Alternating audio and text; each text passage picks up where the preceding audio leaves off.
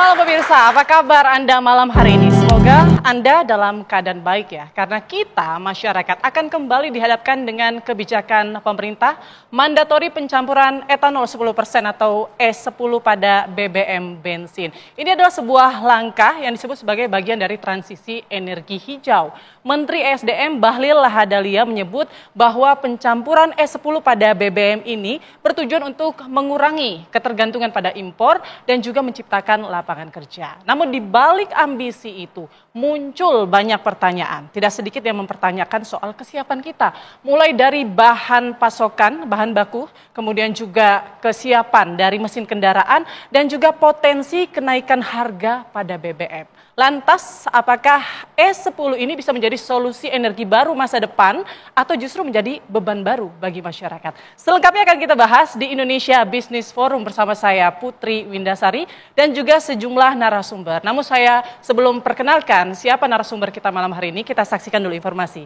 yang satu ini. Langsung saja saya perkenalkan 4 narasumber pada malam hari ini. Di sebelah kanan saya ada Profesor Enia Listiani Dewi, Dirjen EBT KESDM. Selamat malam Ibu Eni. Kemudian juga di sebelah kanan ada Pak Dadan Kusdiana, Sekjen Dewan Energi Nasional. Selamat malam Pak Dadan. Mungkin boleh dicoba pakai mic-nya ya Bapak. Kemudian sebelah kiri ada Pak Bambang Patijaya, Ketua Komisi 12 DPR RI. Selamat malam Pak Bambang. Selamat malam Mbak. Dan ada Pak Tri Yuswijayanto Zainuri, ahli Badan Bahan Bakar dan Pembakaran ITB. Selamat malam Pak Tri. Ya, malam Mbak Putri. Oke, kita sudah sama-sama tahu dan mendengarkan ya klaim dari Menteri ESDM bahwa kebijakan ini sebenarnya bukanlah hal yang baru. Sudah diterapkan di beberapa negara lainnya, misalnya seperti Brazil, bahkan sudah sampai di etanol 27%. Kemudian Amerika Serikat 10%, India dan juga Thailand 20%, Argentina sebesar 12%. Dan Menteri ESDM juga mempertegas ya bahwa etanol ini tidak layak sebagai campuran BBM. Saya mau dengar dari Bu Eni terlebih dahulu. Ini bagaimana target implementasinya, kemudian standarnya nanti seperti apa, dan programnya ini akan berjalan bagaimana? Baik. Terima kasih Mbak. Sebetulnya peraturan Kementerian SDM itu sudah berjalan sejak 2008. Jadi kita punya peraturan Menteri SDM tahun 2008 yang sudah mewajibkan pencampuran bahan bakar nabati ke dalam bahan bakar fosil. Nah di dalamnya termasuk ada bioetanol. Nah ini diperbaharui lagi di peraturan Menteri SDM tahun 2015. Karena waktu itu kurang bisa berjalan karena masalah supply. Jadi sebenarnya udah lama ya? Sudah lama. 2008. Jadi iya, kewajibannya pun sudah lama. Bahkan di peraturan menteri yang terakhir itu 2015, sebetulnya target E20% itu di tahun ini. Harusnya di malah 20%. Betul. Jadi setelah itu ada akselerasi arahan dari Presiden untuk mendorong bioetanol dan selanjutnya ini sudah direspon. Sebetulnya, waktu itu Pertamina mulai melakukan trial market karena untuk menyerap bioetanol dalam negeri.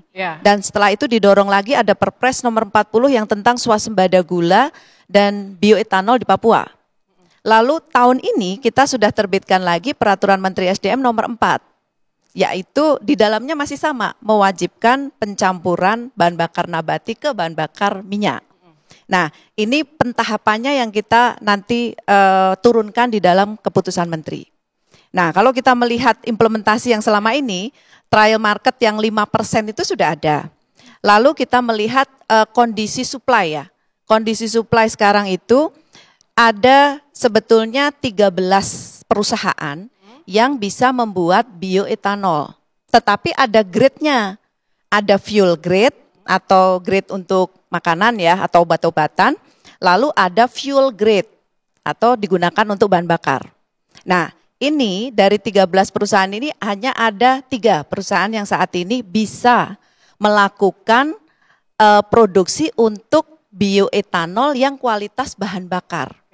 Yang kandungan etanolnya itu 99,3%. Nah, di situ produksinya sekarang itu sekitar 63.000 kiloliter. Nah, dari sini untuk misalnya kita melakukan mandatori tadi, mandatori dan sebagainya, kita memang harus memperhatikan supply. Jadi saat ini 3 perusahaan tersebut diserap oleh Pertamina yang sudah melakukan trial market tadi. Oke, ini baru trial market, tapi apakah nanti 3 perusahaan ini mampu mengakomodir permintaan pada akhirnya kalau misalnya ini wajib diterapkan 10%? Nah, potensi kita melihat kalau kita sudah identifikasi, karena kemarin sempat diskusi dengan para pengembang, itu kita bisa kolek antara 300.000 sampai dengan 400.000 kiloliter. Nah, itu bisa untuk cukup untuk E5 ya, E5. Jadi etanol 5% campuran itu bisa diterapkan di non PSO BBM yang bukan subsidi, itu sekitar 400.000. Jadi sebetulnya kalau didorong 13 perusahaan dengan kapasitas install production-nya, install capacity di pabriknya itu di-fullkan, itu bisa mencapai 300 ribuan. Oke, menarik sebenarnya. Saya mau tanya juga soal apakah nanti mengganggu produksi untuk pangannya. Tapi nanti ya Bu Eni. Saya ke Pak Bambang terlebih dahulu. Ini realistis nggak? Dari 3,5% ini kita langsung kebut ke 10% begitu? Saya pikirkan begini, 3,5% ini menjadi heboh gara-gara ada satu kargo base fuel yang ditolak oleh para SPBU swasta. Lalu tiba-tiba hari ini kok jadi terlalu ramai terkait dengan masalah etanol. Seperti sudah dijelaskan tadi oleh Bu Dirjen, ini kan etanol ini adalah sesuatu yang sebetulnya sudah dibahas sejak 2008. Udah lama ini barang. Nah jadi saya pikir ayo mari kita bijaksana melihat situasi, lalu kemudian sebetulnya kok tiba-tiba rencana pemerintah terkait dengan etanol ini menjadi ramai. Ya.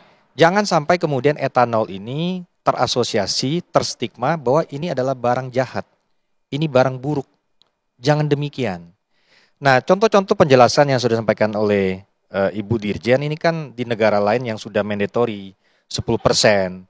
Brazil tadi bahkan kita dengar Pak Menteri mengatakan sudah mandatory 27%. Bahkan ada provinsinya yang udah 100%. Nah, seperti itu. Artinya apa? Bahwa sebetulnya nggak ada masalah. Cuman, saya ini kan lagi nebak-nebak nih Ara. Ini yang bikin ramai siapa sih? Yang bikin ramai ini siapa? Siapa yang bikin ramai ini Pak Bambang? Nah, jangan kemudian kebijakan-kebijakan pemerintah, ya, khususnya Menteri SDM, ini menjadi ramai. Saya juga ingin sampaikan, yuk sudah mari kita bijaksana. Ini jelas bahwa kalau E10 ini, ya, etanol 10 ini diterapkan, sudah pasti kita akan mengurangi impor. Oke, pertanyaan saya, ketika impor menjadi berkurang, apakah ada yang senang, apakah ada yang tidak senang? Oke, baik. Kan seperti itu. Mengurangi ketergantungan impor, tapi apakah kita mampu memproduksi etanol dalam jumlah besar jika nanti diwajibkan? Atau jangan-jangan nanti kita niatnya mengurangi impor BBM, tapi kita malah impor bahan etanolnya begitu. Tapi nanti dijawab usai jeda berikut ya, Pak Bambang. Kita akan kembali sesaat lagi untuk Anda. Setuju. Pak Wahyu setuju nggak? Nggak setuju. Kenapa Bang nggak setuju Bang? Karena etanol itu banyak mengandung bahan yang membuat mesin itu menjadi korosif. Karena merusak plastik juga. Dan akan mengurangi perform si mesin maupun kendaraan roda 2 dan roda 4. Kalau aku sendiri, aku setuju karena mungkin akan mempengaruhi oktan pada bensin gitu ya ke mobil dan juga mungkin performa pembakaran senyawa bensinnya itu akan jauh lebih cepat dan mungkin ada istilah nokin mesinnya itu jauh lebih bagus gitu, jadi smooth. Kalau memang pemerintah itu nantinya akan mencampur etanol atau apapun ya memang harus dipertimbangkan ya plus minusnya dan juga apa efek jangka panjangnya untuk kendaraan yang ada di Indonesia seperti itu. Oke, kalau saya sih setuju karena mungkin dengan kebijakan ini dapat mengurangi kebutuhan kita untuk impor BBM. Tapi alangkah baiknya tetap pemerintah juga bisa memperhatikan dari segala sisi terlebih dahulu ya dan juga mensosialisasikan dengan baik gitu untuk kebijakan ini.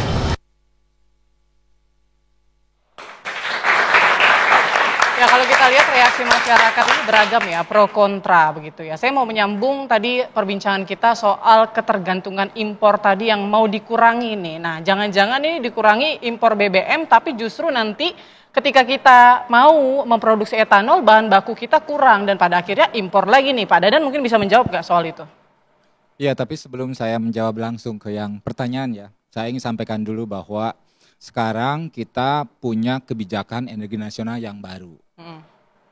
PP nomor 40 tahun 2025. Nah, di situ ada 3 yang ingin saya sampaikan. Yang pertama, PP ini ditandatangani oleh Presiden. Jadi Presiden Prabowo itu menginginkan bahwa kemandirian energi kita itu naik. Kemandirian itu artinya produksi dari dalam negerinya ini harus naik. Iya. Tadi kan disampaikan bahwa ini mengurangi impor. Ya, di dalam negeri harus naik. Yang kedua adalah ketahanan energinya juga semakin baik. Jadi ini bisa tersedia sepanjang waktu, tidak tergantung sama negara lain.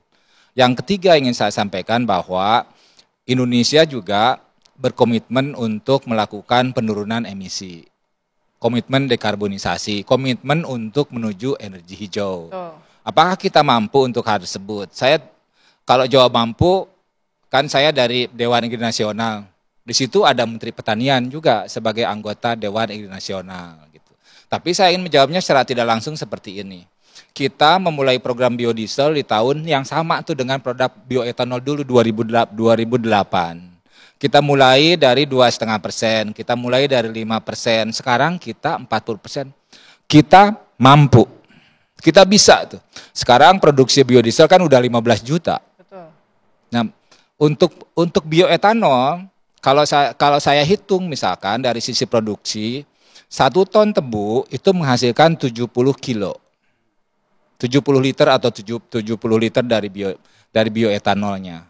Nah, kalau kita hitung 1 hektar itu berapa ton? Di kita itu kira-kira 80 ton barangkali. Mungkin ya begitu ya, Pak Tri. 80 ton sehingga bisa mengeluarkan bioetanolnya setahun itu kira-kira di 6.000 7.000 liter. Berarti ketersediaan bahan baku harusnya aman? Aman dalam konteks bahwa ini harus kita upayakan. Jadi tergantung kitanya, kita mau atau tidak. Berarti gitu. Dari 3 perusahaan yang disebut Bu Eni harus didorong lagi nih perusahaan. Kalau ini kan baru 63.000. 63.000 kalau 5% kan 63.000 kali 20. Itulah total bensin yang totalnya gitu. Baru seperti itu, kita harus nambah. Kalau ingin mengganti 2 juta KL berarti kita harus punya 400.000 kiloliter dalam setahun. Dan kita secara pabrik sudah ada. Oke. Pabriknya sudah ada. Baik. Sudah Artinya optimis lah ya bahwa sebetulnya kita mampu menyediakan bahan bakunya ya. Iya. Ada juga kekhawatiran masyarakat tadi yang kita dengarkan. Mungkin Pak Tri bisa jelaskan ya bahwa tadi soal secara teknis mungkin bisa korosi kendaraan, mesin begitu ya. Kemudian juga performanya berkurang. Seperti apa Pak? Ya, baik Mbak Putri. Jadi sebetulnya korosi itu kan datangnya karena sifat dari etanolnya yang higroskopis atau menarik uap air dari udara. Ya, tapi tentu dalam hal ini etanol yang akan digunakan atau bensin yang akan dicampurkan itu kan diusahakan murni, tidak mengandung air yang ada. Karena kalau mengandung air sekitar 0,2% itu batasan pelarutan etanolnya ya sekitar 10%. Iklim kita yang lembab? Nggak masalah, Brasil juga lembab seperti kita kan, dan mereka sudah sampai dengan E85 malah kan. Jadi rasanya bukan alasan. Ya. Kemudian untuk masalah performa, kalau kita mencampurkan 10% itu artinya kandungan energinya turun tapi hanya sekitar 3%. Padahal batasan di spesifikasi internasional buat wet fuel charter itu mulai terasa perbedaannya ketika dikendarai kendaraannya itu 2%. Jadi 3% masih sedikit sekali, hampir mungkin nggak akan terasa dari sisi konsumsi bahan bakar, akselerasi dan sebagainya. Ya, tapi Pak Tri kan kendaraan kita ini masih banyak, kendaraan masyarakat itu masih banyak yang keluaran lama begitu. Ya betul, mungkin dari Mbak Putri belum lahir pun kendaraan itu masih ada di jalan gitu kan. Karena kita tidak mengenal adanya batasan usia pakai kendaraan. Tapi sejak tahun 2006 itu sudah hampir semua TPM baik itu sepeda motor maupun mobil keluaran menyatakan bahwa 2006 bahwa dia bisa menggunakan bensin dengan campuran etanol 10%. Ya, bahkan yang terakhir ini sudah ada produk yang bisa E85. Ya, salah satu produk yang dibuat di Indonesia. Jadi sebetulnya tidak perlu khawatir. Kalau masyarakat ingin tahu kendaraannya akan comply ke etanol 10%, enggak, lihat di buku manualnya. Di sana di bagian bahan bakar kan ada keterangannya itu. Bisa menggunakan bahan bakar dengan campuran etanol atau tidak. Oke, terus juga ini kekhawatiran masyarakat soal katanya lebih boros. Nah itu gimana penjelasannya? Ya karena ada pengurangan dari sisi kandungan energinya 3% itu kemungkinan akan sedikit lebih boros. Tapi 3% itu hampir nggak ada artinya Mbak.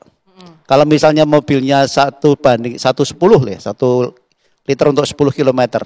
Berkurang 3% itu masih 9, berapa? 9,7. Ya, jadi hampir nggak terasa. Apalagi di Jakarta yang macet, ya nggak akan terasa sama sekali gitu.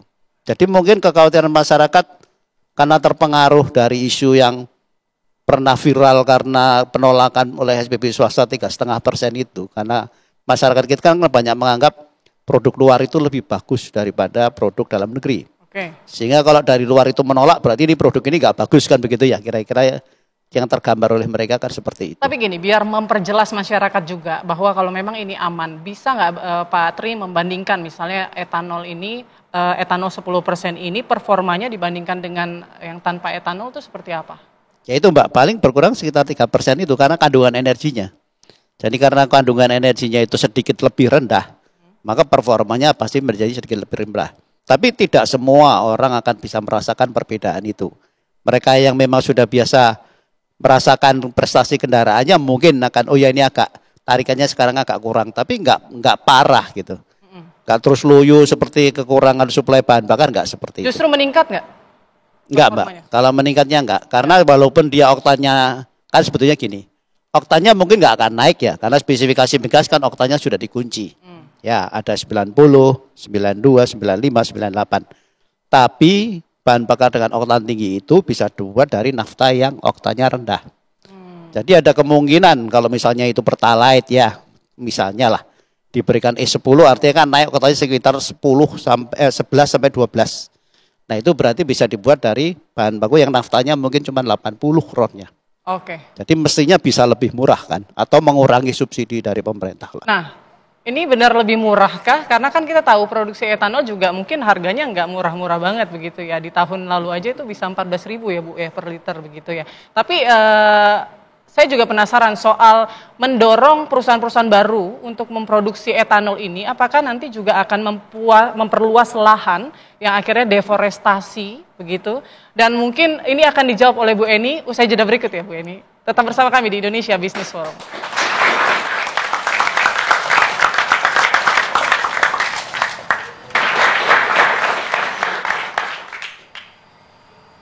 Ya, Anda kembali di Indonesia Business Forum. Nah, Bu Eni, ini kalau mau menggenjot produksi etanol, ini lahan kita cukup nggak? Atau mungkin kita akan deforestasi, itu yang dikhawatirkan oleh publik? Sebetulnya gini, bioetanol itu kita harapkan menjadi pemicu, malah justru mendongkrak hasil-hasil dari daerah. Karena kita tahu bagaimana caranya mengolah menjadi bioetanol itu berasal dari berbagai sumber bahan baku. Bisa dari tadi tebu, bisa dari singkong, bisa dari sorghum, bisa dari jagung gitu ya. Nah, kita itu punya daerah-daerah yang menjadi sentra tanaman tersebut. Jadi misalnya Lampung itu ketela, lalu jagung bisa ada di Gorontalo, bisa ada di lain tempat ya. Lalu misalnya tebu di Jawa Timur gitu ya, ataupun the next is sekarang sedang digalakkan di Papua itu. Dan ini bisa mendorong sentralisasi tersebut. Nah, yang kita gunakan juga bukan bahan baku yang untuk pangan, gitu. Jadi bioetanol begitu kita bicara cassava, kita menggunakan ketela yang pahit, gitu. Yang Jadi, tidak terpakai. Betul, yang tidak terpakai. Begitu kita bicara tebu, itu yang dipakai adalah ampasnya, molasesnya. Itulah yang dijadikan bahan baku bioetanol tadi. Jadi sebenarnya sampah ampasnya itu yang justru diubah ya? Betul. Yang dipakai jadi bahan. Betul, jagung juga tongkolnya. Pangan dong harusnya. Tidak. Justru misalnya semakin banyak kita produksi gula, ampasnya itu semakin banyak juga. Disitulah bioetanol bisa naik. Ini peristiwanya seperti di India. Gitu. Jadi sumber bahan baku bisa terdorong dengan lahan yang ada dan malah desentralisasi juga ini mendorong pertumbuhan tenaga kerja di lahan ya. Untuk bisa dilakukan, dikuatkan begitu. Nah nanti mendorong pertumbuhan pabrik-pabrik yang mengolah menjadi bioetanol. Targetnya ada berapa pabrik nih? Dari 3 yang sudah mampu ya, akan digenjot sampai berapa perusahaan? Jadi gini, kalau targetnya itu E10, kira-kira 2-3 tahun ke depan, kita prediksi konsumsi bahan bakar yang non-subsidi itu sekitar 20 juta. Jadi 12 juta. Jadi di situ 1,2 juta kiloliter menjadi target kita untuk E10. Nah di situ kita menghitung ada tambahan sekitar 18 sampai 20 pabrik lagi dari yang existing. Ini bisa membuka lapangan kerja baru. Betul. Oke. Gitu. Baik, saya beralih ke Pak Bambang. Kalau Pak Bambang sendiri melihatnya gimana nih? Roadmap-nya, kemudian inputnya seperti apa? Saya pikir tadi yang dijelaskan Prof. Eni kan udah jelas itu. Bahwa terkait dengan roadmap. Pemerintah ini sudah punya rencana yang jelas, sudah dimulai dari 2008. Nah, per hari ini saya pikir ini kan bagaimana keberanian daripada pemerintah untuk mengeksekusi apa yang sudah menjadi planning sejak 2008 tersebut.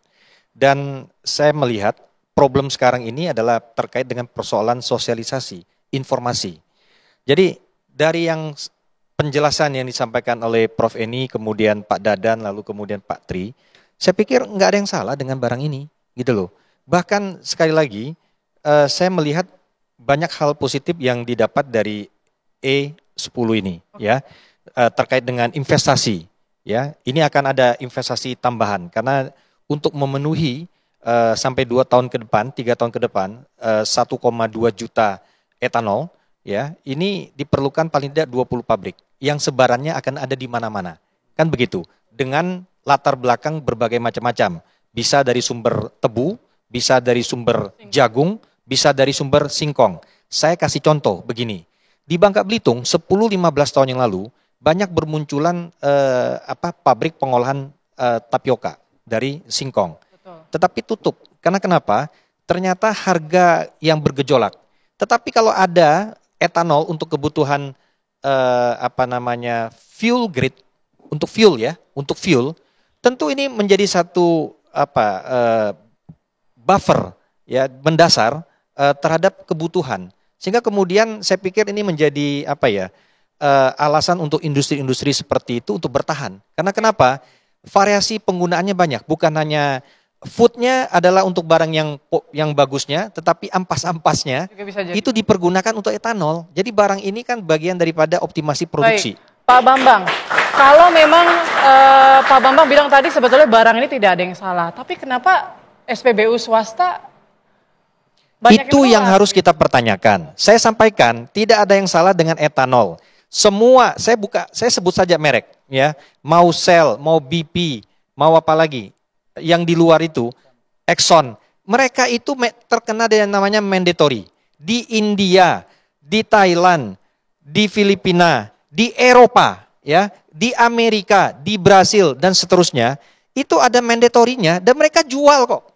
Ya, tapi kan mereka itu fakta. Mereka mempertimbangkan soal spesifikasinya ini loh. Nah, maksud saya terkait dengan persoalan itu kan urusan antara perjanjian bisnis mereka antara SPBU swasta dengan Pertamina. Ya udah, biar aja itu urusan mereka, jangan itu menjadi kemudian persoalan publik. Itu biar aja urusan mereka. Dan hari ini kan saya dengar bahwa Pertamina itu sudah sangat terbuka melakukan tender pengadaan untuk mereka, untuk BP dan juga untuk Vivo sesuai dengan spek mereka. Yang saya dengar juga OE-nya, owner estimate-nya untuk penawaran juga berdasarkan mereka. Kalau ternyata penawaran yang dilakukan oleh para supplier terhadap bidding kebutuhan Exxon, bukan BP dan Vivo, itu harganya di atas mereka, itu nggak sah, di tender ulang. Saya pikir ini artinya sudah memperhatikan persoalan kualitas dan juga memperhatikan persoalan harga, sehingga tidak membebankan kepada konsumen. Karena kenapa? Patokannya adalah OE, OE-nya adalah OE mereka. Saya pikir ini sudah fair. Jadi biarkan saja ini proses berjalan antara para SPBU swasta dengan Pertamina. Yang paling penting segera dilakukan satu kesepakatan bisnis di antara mereka.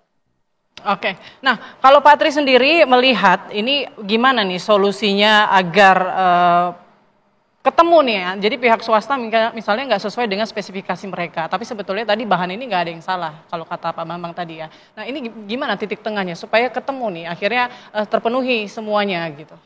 Sebetulnya nanti kalau E10 udah mandatori, mereka juga harus jual E10 kan Pak. Jadi mestinya mereka mau nggak mau harus menerima itu. Masalahnya kan tentu kalau mereka kan ya bisnis. Cuma masalahnya satu, impor akan berkurang. Ya, nah, itu betul. Aja. Impor akan berkurang 10%. Ya. Jadi mereka di sini ini kan sebetulnya ya cari profit ya, cari untung. Bisa menjual makin banyak, untungnya makin banyak gitu kan. Tapi tentu harus tunduk pada spesifikasi yang berlaku di sini. Contoh misalkan, sekarang menjual bensin yang tanpa etanol itu ada spek migas yang harus diikuti. Kalau nggak ngikutin spek migas kan nggak boleh dijual. Gitu kan. Jadi mereka selain mereka punya spek sendiri, mungkin juga harus mengikuti spek yang berlaku di suatu negara. Dan memang ada risiko ya. Kalau mereka memang menerima bensin dengan kadar etanol 3,5%, itu kalau mereka menambahkan aditif ke dalam bahan bakarnya, itu memang ada kenaikan dosis. Ya baik itu untuk paket deterjen, untuk lubricity improver dan sebagainya. Mungkin akan naik kalau 3,5% ya 2 kali lipat. Tentu itu akan berimbas ke cost-nya mereka. Kalau mereka nggak menaikkan harga, artinya mengurangi margin kan gitu ya. Baik. Jadi mungkin itu menjadi salah satu pertimbangan juga bagi mereka untuk menerima atau menolak. Oke, saya ke Pak Dadan. Pak Dadan, ini transisi BBM etanol ini apakah tidak akan membebani masyarakat soal harga mungkin dari seluruh kegiatan produksinya, biayanya? Harga itu kan tentunya ditentukan oleh biaya produksi ya. Biaya produksi itu dipengaruhi, yang paling penting adalah bahan baku. Tadi Prof. Enia menyampaikan ya kita diversifikasi bahan bakunya. Saya sih ingin menambahkan di situ, kita tingkatkan produktivitasnya. Sebagai contoh misalkan tebu di kita ini masih di angka 80 ton sampai 90 ton per hektar. Di luar ini sudah di Brazil itu 120, 130. Jadi kalau kita bisa menaikkan itu, kita bisa menurunkan biaya produksinya. Nah, yang kedua adalah tingkat bagaimana kita implementasinya kepada masyarakat. Apakah nanti misalkan akan masuk ke dalam komponen BBM yang tidak disubsidi di pemerintah. Ini kan dipilih-pilih nanti. Ini yang sekarang sedang dilakukan oleh Kementerian SDM. Memastikan bahwa masyarakat itu tidak ada penambahan beban baru dari sisi BBM-nya nanti. Ini yang sedang dihitung. Saya sih melihat ini sebuah harapan baik buat Indonesia ya. Apalagi sekarang dengan kegiatan-kegiatan yang di daerah gitu. Jadi ini kalau kita bisa dorong seluruh lapisan masyarakat itu bisa ikut kontribusi dari mulai petani, kemudian investor, kemudian pengusaha, kemudian juga sampai ke badan usaha yang pengadaan BBM. Oke. Gitu ya. Oke, artinya ini juga harusnya tidak menjadi beban subsidi ya Bu Eni ya untuk BBM nantinya begitu. Tapi nanti ya Bu Eni, nanti dijawabnya. Soalnya ini jadi pertanyaan publik juga, jangan-jangan ini jadi beban subsidi pemerintah nih terhadap BBM gitu ya. Tapi nanti usai jeda berikut kita akan kembali lagi, tetap bersama kami di Indonesia Business Forum. Ya, Anda kembali di Indonesia Business Forum, saya langsung saja ke Bu Eni. Bu Eni, ini tantangannya apakah jadi beban subsidi pemerintah nggak nih nanti BBM etanol? BBM yang dicampurkan etanol ya, bioetanol itu sasarannya adalah ke NPSO, non PSO. Jadi ke yang tidak bersubsidi, yang harganya dilepas ke pasar. Jadi sekarang etanol 5 pun itu dijual di sisi yang tidak bersubsidi, yang non subsidi. Jadi trialnya itu nanti di situ. Dan kita targetnya juga di situ, 1,2 juta kiloliter itu untuk non PSO. Ini trialnya nanti? Iya, sudah trial kan E5, sekarang sudah trial E5. Nah ini sudah berjalan, kita tinggal dongkrak pertumbuhannya. Dan perlu saya luruskan juga ini masalah spesifikasi. Spesifikasi yang bisa dicampur di bensin itu sebetulnya ada 2 jenis. Jadi ada yang namanya hydrous etanol dan anhydrous etanol. Hydrous etanol itu bisa digunakan untuk flexi engine, flexi fuel. Jadi dia mempunyai toleransi terhadap air itu 5%.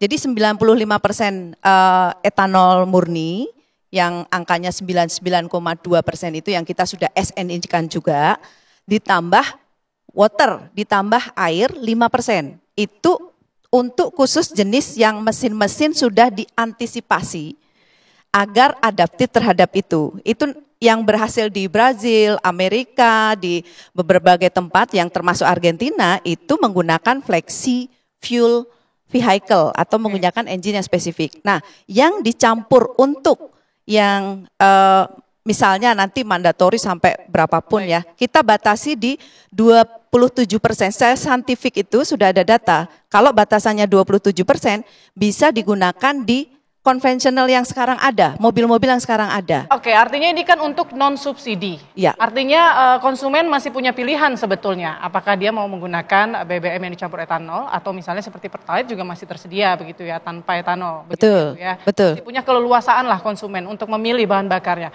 Oke, saya boleh bergeser ke Pak Dadan. Pak Dadan, jika produksi dari bahan baku etanol ini misalnya tidak maksimal karena cuaca dan lain sebagainya, seperti apa nanti skenarionya untuk memenuhi kebutuhan etanol? Kan bagusnya bioetanol itu nanti produksinya ini tersebar. Pabriknya itu nanti akan ada di Aceh, akan ada di Jawa, akan ada di Kalimantan, akan ada di berbagai macam tempat. Skenario terjeleknya misalkan seluruh Indonesia jelek gitu. Hasilnya kurang Ya, gitu ya. satu kita ya stok. Kita stok, jagung kan kita bisa simpen, singkong bisa beberapa lama kita bisa taruh, molasis itu aman, molasis bisa kita simpen. Jadi dari sisi bahan baku, dari sisi penambahan bahan bakunya itu bisa dilakukan, dikendalikan gitu ya, dikendalikan oleh kita, dikendalikan oleh petani, sehingga tidak, kalau saya sih melihat dengan pengalaman yang biodiesel yang dulu gitu ya, kan sama ini basisnya, kita menumbuhkan pohon. Kemudian kita memanen dan kita sudah punya pengalaman yang panjang di sisi itu. Malah dulu biodiesel itu tidak ada contohnya. Kita ini bergerak sendiri, mempelajari sendiri. Sekarang ini kalau bioetanol, tadi Pak Menteri, Bapak juga menyampaikan contoh di negara lain kan sudah ada. Jadi seharusnya rasa kekhawatiran kita untuk bioetanol itu sudah tidak ada. Bahwa ini lebih bagus, bahwa ini lebih hijau gitu ya. Bahwa ini mengurangi impor, kan ini sudah jelas. Ini tidak ada isu apa-apa dari sisi itu gitu. Dari sisi mesin pun 2008 waktu kita mulai itu di buku manualnya sudah jelas bisa menggunakan E10 ya. Padahal kita mungkin E10 juga tidak tahun depan, mungkin akan cara bertahap kita menuju ke sana. Jadi kalau pengalaman kami waktu mendorong biodiesel dan sekarang melihat yang untuk yang E10, saya kira ini sesuatu yang sangat baik untuk sama-sama kita dorong. Oke. Ini sedikit saya nyambung sedikit dari standar yang dulu pernah diterbitkan itu etanolnya tidak mengandung air. Jadi toleransinya hanya 0,3%. Nah, ini yang bisa dicampur dengan bensin yang sekarang dengan mesin yang sekarang. Jadi kalau tadi saya sebutkan etanol yang ada campuran airnya itu bisa juga, tetapi itu jenis yang flexi engine. Jadi mesin kita yang sekarang itu bisa adaptif sudah sampai 27%. Oke, baik. Betul. Saya bergeser ke Pak Bambang. Kita waktunya terbatas, jadi singkat saja bagaimana DPR mengawal kebijakan ini? Ya, saya pikir ada 3 hal ya. Yang pertama, kami minta kepada Kementerian SDM ini untuk melakukan sosialisasi yang lebih aktif terkait dengan bioetanol ini. Ya, sehingga dengan demikian masyarakat lebih terinformasi, jangan ada bias informasi. Jangan lagi ada informasi yang dipegang itu informasi TikTok. Kan seperti itu. Jadi memang harus ada informasi yang disampaikan. Karena kenapa? Proyek etanol E10 ini proyek besar. Ini proyek nasional. Jadi harus disertai dengan sosialisasi yang baik sehingga kemudian masyarakat tersampaikan. Jangan sekali lagi saya sampaikan informasinya dari TikTok. Dan jaminan kualitas tadi ya. Nah, itu satu. Yang kedua terkait dengan supply. Kami minta harus ada kemandirian kita di dalam negeri untuk supply etanol ini, sehingga nanti tolong didorong ya agar ada investasi-investasi tambahan terkait dengan supply etanol ini. Lalu yang ketiga terkait harga. Baik. Ya, harga ini kami minta ya, dengan adanya etanol ini kalau bisa, ya seperti negara lain juga harga ini pada akhirnya memberikan manfaat bagi masyarakat. Bahwa dengan adanya etanol ini bukannya tambah lebih mahal, tetapi lebih murah. Kira-kira demikian. Dan tentu terakhir adalah terkait dengan kualitas spek-spek yang tadi disampaikan itu bisa menjawab semua keraguan. Oke. Terakhir Pak Tri, singkat saja mungkin catatan dari Pak Tri atau rekomendasi yang perlu diperhatikan nih sama pemerintah. Oke, jadi secara kualitas ya sebagai jaminan tidak akan terjadi masalah di kendaraan. Itu seperti yang sudah disampaikan Bu Eni, yang digunakan adalah etanol yang tidak mengandung air atau mengandung air hanya dengan persentase yang sangat kecil sehingga aman untuk seal, untuk gasket, untuk karet selang dan sebagainya, termasuk karena kadar airnya sangat rendah maka korosi yang akan terjadi tangki bahan bakar juga akan lambat sekali gitu. Jadi aman digunakan di kendaraan yang saat ini ada pun. Gitu. Sehingga masyarakat tidak perlu khawatir. Jangan bikin TikTok yang mengada-ada gitu, yang menakut-nakuti masyarakat. Langsung saja ke sumbernya dan misalnya mengkhawatirkan, betul. Ke Pak Tri misalnya, sosmed Pak Tri gitu ya. Ya, jadi memang harus ada sosialisasi ya, yang dilakukan secara terus-menerus untuk memberikan pemahaman kepada masyarakat yang benar seperti ini berdasarkan data dan sebagainya. Oke, sangat bermanfaat sekali diskusi kita pada malam hari ini. Memang transisi energi ini tidak mudah ya, tapi Indonesia tidak boleh terus bergantung pada impor BBM begitu ya. Kemudian energi bersih ini tidak hanya sekedar wacana, tapi kita berharap ini benar-benar terwujud agar bisa bermanfaat bagi masyarakat. Terima kasih banyak para narasumber, bapak-bapak, ibu-ibu, kemudian dari adik-adik Universitas Bakri dan juga Universitas Telkom. Terima kasih banyak atas waktunya sudah hadir pada malam hari ini di Indonesia Business Forum. Dan saya pamit, saya Putri Windasari. Terima kasih atas kebersamaan Anda. Sampai jumpa.